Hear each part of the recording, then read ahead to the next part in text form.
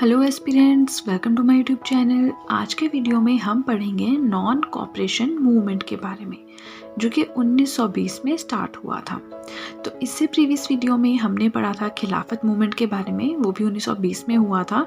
तो अगर आपने वो वीडियो देखी है या अगर आपको पहले से ही पता है तो मुझे कमेंट सेक्शन में बताइए कि खिलाफत मूवमेंट स्टार्ट किसने किया था। अली ब्रदर्स ने, राइट? तो अब आप मुझे कमेंट सेक्शन में उनके नाम लिख के बताएंगे। So let's start with today's topic. आज का टॉपिक है नॉन कॉपरेशन मूवमेंट, जिसे हिंदी में कहते हैं असहयोग आंदोलन। अब हमें इस आंदोलन के बारे में कुछ और पता हो या ना हो, हमें ये ज़रूर पता होता है कि असहयोग आंदोलन मतलब महात्मा गांधी जी ने इसे स्टार्ट किया। यस, तो आप बिल्कुल ठीक हैं। It was the first mass based political movement under Gandhi जी।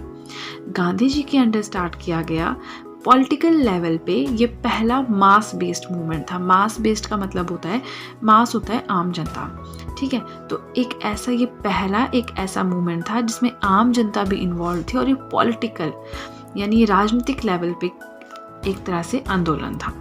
सो अब इसके लिए रेजोल्यूशन, अब कोई भी मूवमेंट होना है, स्टार्ट हो रहा है, तो उसके लिए पहले रेजोल्यूशन पास किया जाता है। तो इसके लिए रेजोल्यूशन कांग्रेस ने कैलकाटा सेशन में पास किया था 1920 में, ठीक है? इट एनविसेज्ड, मतलब इसमें क्या क्या कहा गया, जो भी टाइटल्स हैं या आप किसी ऑनरी ऑफिस पे हो, आपको सरेंडर करना पड़ेगा, रेजिग्नेशन देना पड़ेगा अगर आप सरकारी पोस्ट पे हो तब, कोई भी गवर्नमेंट दरबार होगा आपको वो अटेंड नहीं करना है, बायोकट करने हैं फॉरेन गुड्स, ठीक है, बायोकट करने हैं कोर्ट्स, ये सब अब हमें करना है, मतलब सब कुछ बायकट करना है, जो भी उनका है, ब्रिटिशर्स का है, अंग्रेजों का है, वो सब हमें बायकट करना है। कपड़ा है तो कपड़ा भी हमें उनके द्वारा बनाया गया नहीं पहनना है, ठीक है? ये सब हुआ ना।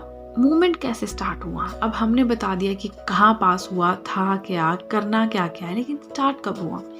It began with Mahatma Gandhi renouncing the Kaisar i Hind medal. ये स्टार्ट होता है जब महात्मा गांधी जी ने रिनाउंस किया अपना केसर-ए-हिंद का मेडल, ठीक है?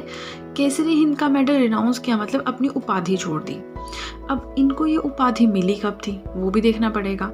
1915 में लॉर्ड हार्डिंग थे, ठीक है? 1915 में लॉर्ड हार्डिंग थे। उनके टाइम पे एम्बुलेंस सर्विसेज के लिए साउथ अफ्रीका में इन्हें ये उपाधि मिली थी। इन्होंने एम्बुलेंस के लिए कुछ काम किया होगा साउथ अफ्रीका में, तो उस टाइम इन्हें ये मेडल मिला था। तो इन्होंने वो अनाउंस कर दिया, ठीक है?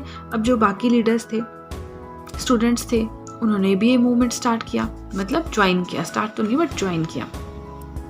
उसके बाद आते हैं नेशनल स्कूल्स के। इस टाइम पे काफ़ी ज़्यादा नेशनल स्कूल्स खोले गए नेशनल लेवल पे, जैसे कि काशी विद्यापीठ है, बिहार विद्यापीठ है, जामिया मिलिया इस्लामिया है, ये सब सेट किए गए।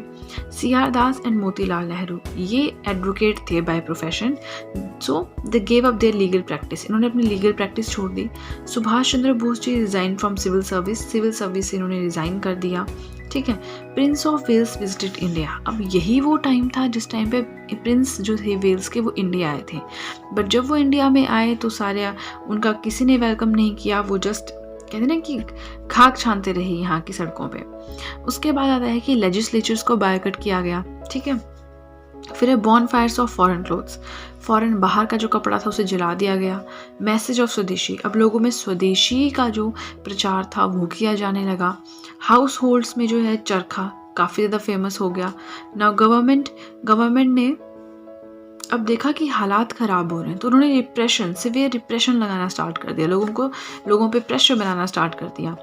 अब क्योंकि गवर्नमेंट ने रिप्रेशन लगाया, लीडर्स को अरेस्ट किया, ठीक है? तो इतना कुछ हो रहा था। लास्ट में क्या होता है कि सरकार ने कांग्रेस और खिलाफत कमेटी दोनों को ही इलीगल प्रूव कर दिया। देखिए, अगर आपको याद हो, खिलाफत मूवमेंट के एंड में हमने पढ़ा क्या था कि जो रिजल्ट था खिलाफत मूवमेंट का हुआ क्या, कि खिलाफत मूवमेंट लास्ट में फेड अवे हो गया और ये मर्ज हो गया था नॉन कॉपरेशन मूवमेंट के साथ। तो अब कांग्रेस और खिलाफत कमेटी दोनों को ही इलीगल प्रूव कर दिया गया, राइट? अब हम पढ़ेंगे सिग्निफिकेंस। अब क्या क्या इंपॉर्टेंस रही है, क्या फ़ायदा हुआ नॉन कॉपरेशन मूवमेंट का? पहला है रियल मास मूवमेंट। जो नॉन कॉपरेशन मूवमेंट था ये एक रियल मास मूवमेंट था, मतलब इसमें जो हमारी सोसाइटी है उसके हर एक सेक्शन की पार्टिसिपेशन थी, चाहे किसान हैं, चाहे काम करने वाले वर्कर्स हैं, चाहे स्टूडेंट्स हैं, चाहे टीचर्स हैं, चाहे वुमेन हैं, हर एक ने इसमें पार्टिसिपेट किया। दूसरा है स्प्रेड ऑफ नेशनलिज्म, यानी जो राष्ट्रीयता की भावना थी वो इंडिया के कोने कोने तक पहुंच गई। थर्ड है height of Hindu Muslim unity. इससे हमें हिंदू और मुस्लिम यूनिटी की हाइट कितने चरम सीमा है उसका पता चलता है। ठीक है। Ability to make sacrifices. अब गांधी जी ने देखा कि जो रियल मासेस मतलब जो जनता है, पब्लिक है, उनमें कितनी ज़्यादा एबिलिटी है सेक्रीफाइस करने की, बलिदान देने की। जैसे कि लोगों ने बाहर का कपड़ा जला दिया, अपनी सरकारी नौकरियां छोड़ दी, लीगल प्रैक्टिस छोड़ दी, सिविल सर्विस तक छोड़ दिया, इतना कुछ किया, अपने टाइटल्स अनाउंस कर दिए। तो अब यहाँ पे आइडिया लगाया जा रहा था कि लोगों में कितनी एबिलिटी है सेक्रीफाइसेस की। ठीक है, तो आज की वीडियो के लिए इतना ही। आई होप मैंने आपको जो भी पढ़ाया आपको अच्छे समझ आया हो। अगर आपको वीडियो अच्छी लगी है तो आपको पता है क्या करना है, जल्दी से कर दीजिए चैनल को सब्सक्राइब, सो दैट मैं जैसे कोई वीडियो अपलोड करूँ आप तक एकदम नोटिफिकेशन पहुँच जाए। And that's it guys, see you soon.